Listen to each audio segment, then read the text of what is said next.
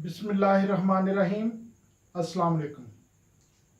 आज की हम वीडियो में बात करेंगे कि हमारा इंसाफ, अदालती कार्रवाई, उनका तरीक़ेकार और सबसे अहम बात नैब का किरदार। देखिए, आज की जजमेंट में सुप्रीम कोर्ट ने ख्वाजा साद रफ़ीक और ख्वाजा सलमान रफ़ीक, ख्वाजा साद रफ़ीक जो हैं वो वज़ीर रेलवे थे नवाज शरीफ की हुकूमत में, और ख्वाजा साद रफ़ीक साहब जो हैं वो शहबाज शरीफ की हुकूमत में वज़ीर सेहत पंजाब थे।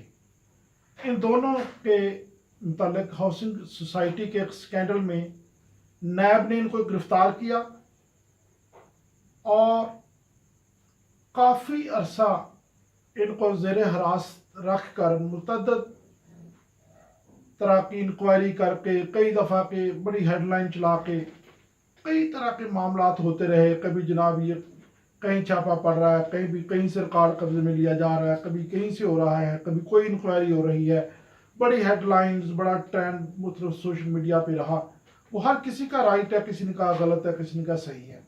लेकिन आज सुप्रीम कोर्ट ने नैब के तरीक़ेकार पे, नैब की तफ्तीश के अंदाज पे, और सबसे अहम बात कि नैब का जो किरदार है, जिस मकसद के लिए नैब को बनाया गया था, उस पर सुप्रीम कोर्ट ने बड़े अहम सवालात उठाए हैं।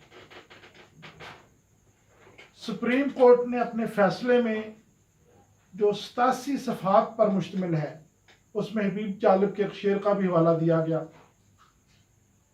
इस फैसले में सुप्रीम कोर्ट ने कहा कि जो नैब की इंक्वायरी है और जो हक़ाइक़ हैं वो तज़ादात का शिकार हैं, और सुप्रीम कोर्ट ने उसमें जो रूलिंग दी है कि नैब को हमेशा हुकूमत जो है वो अपने मुखालफिन को दबाने के लिए, उनको जुल्म सितम का निशाना बनाने के लिए और अपनी अना की तस्कीन के लिए हुकूमत ने हमेशा इस्तेमाल किया।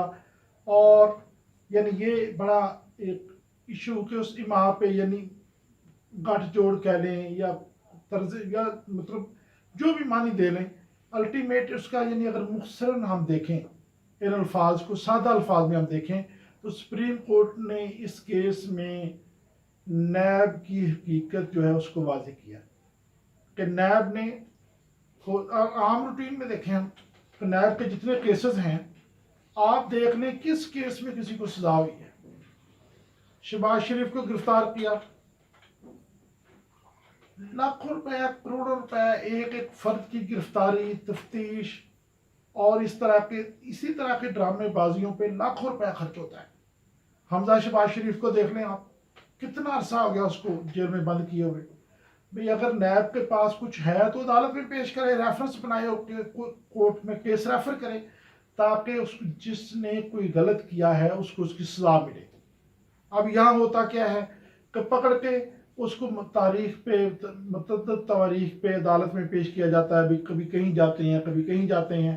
अब आप जियो के मीर शकील को देख लें।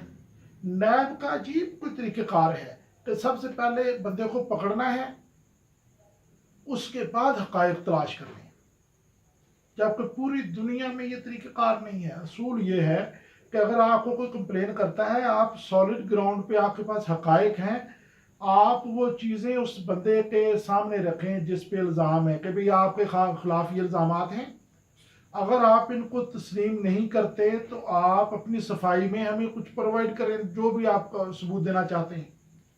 अगर उसके पास सबूत नहीं है या नैब समझता है कि रीजनेबल ग्राउंड है तो उसको गिरफ्तार करें। अब ये नहीं है कि चेयरमैन नैब को जो इख्तियार कानून के अंदर दिया गया वो तो एक नेक नीयती से दिया गया था। वो इख्तियार ये है कि वो किसी भी फर्द के जिसके बारे में ज़रूरी समझता है चेयरमैन नैब, उसके वारंट गिरफ्तारी जारी कर सकता है। यानी उसको किसी से इजाज़त लेने की ज़रूरत नहीं, किसी अदालत से, किसी और से। वो खुद جس کے جب چاہے وارنٹ گرفتاری جاری کر سکتا ہے. اب اس کا مطلب یہ نہیں ہے کہ وہ چیئرمین نیب کا جب دل کیا وہ سوئے ہوئے اٹھیں، جب ان کا جو دل کیا وہ جس کی مرضی وارنٹ گرفتاری جاری کر دیں.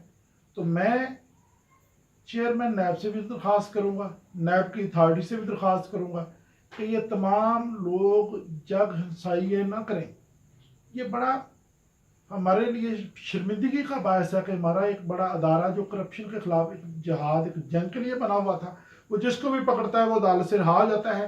اور بہت سے لوگ جن کو یہی نہیں پتا کہ عدالت کیا ہوتی ہے، بلکہ وہ جو سول کورٹ کو بھی سپریم کورٹ کہہ رہے ہوتے ہیں، وہ بھی اٹھ کر سوشل میڈیا پہ کہتے ہیں لو جی جس نے بری کرانا جی فلاں کورٹ میں چلا جاؤ، جی فلاں کورٹ میں چلا جاؤ، وہاں سے لوگ بری ہو جاتے ہیں. پھر جب کوئی سالڈ گراؤنڈ نہیں ہوگی، عدالت نے ہمیشہ حقائق کو دیکھنا، عدالت نے ثبوت کو دیکھنا. اب اگر کوئی ادارہ، کوئی اتھارٹی تفتیش کے باوجود کوئی ثبوت عدالت کے سامنے نہ لائے تو عدالت کیسے کسی کو پابند سلاسل کرے؟ تو اس میں تمام سٹیک ہولڈر جتنے بھی لوگ ہیں جو اس میں انوالو ہوتے ہیں، جن معاملات کو دیکھتے ہیں، ان سے دست بستہ استدعا ہے کہ وہ ان معاملات کو سیریس لیں، ان کو دیکھیں. اور جو مروجہ طریقہ کار پوری دنیا میں ہے کہ جس کے خلاف الزام ہوتا ہے اس کو پہلے اس کے خلاف تمام حقائق اکٹھے کیے جاتے ہیں، پھر اس کو بلایا جاتا ہے کہ اگر آپ کے پاس کوئی اپنی صفائی میں ہے تو وہ پیش کریں. جبکہ یہاں کیا ہے، میں ابھی آپ سے بات کر رہا ہوں، ہو سکتا ہے چیئرمین نیب کا ابھی دل کرے کسی کے وارنٹ گرفتاری جاری کر دے اور کہے جی اس کو پکڑ لو جناب. تو آپ دیکھ لیں، میں یہ نہیں کہہ رہا کہ مطلب خدا نہ خواستہ کہ کوئی نیب جو ہے کسی کو بھی نہ پکڑے یا آپ کسی کو بھی نہ پوچھیں، بھی سب کو پوچھیں. جو غلط کرتا ہے وہ حکومت میں ہے، اپوزیشن میں ہے، جہاں بھی ہے اس کو پوچھیں، لیکن کوشش کریں سالڈ گراؤنڈ پہ. کیونکہ میرا یا ہم سب کا، پوری عوام کا جو سب سے بڑا جو ہمارا پریشانی کا باعث بننے والی بات ہے وہ یہ ہے کہ لاکھوں روپیہ اس ملک و قوم کا ضائع ہو رہا ہے.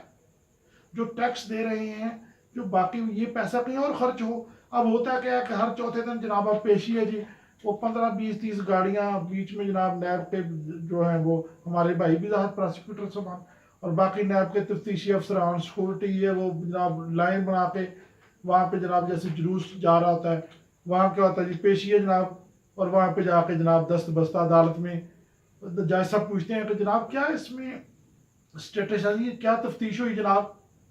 اس میں جناب ایک رٹی رٹائی بات، جناب وہ جناب نیب کا جو بھی نمائندہ ہوتا ہے، رٹی رٹائی بات، وہ جناب تفتیش ہو رہی ہے. جناب یہ کون سی تفتیش ہے جو کرنی ہے؟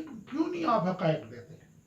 یہ بلا وجہ کہ پکڑنا یہ نہیں. آج جو حکومت میں ان کو بھی سوچنا چاہیے، کل کو انہوں نے بھی اپوزیشن میں آنا ہے.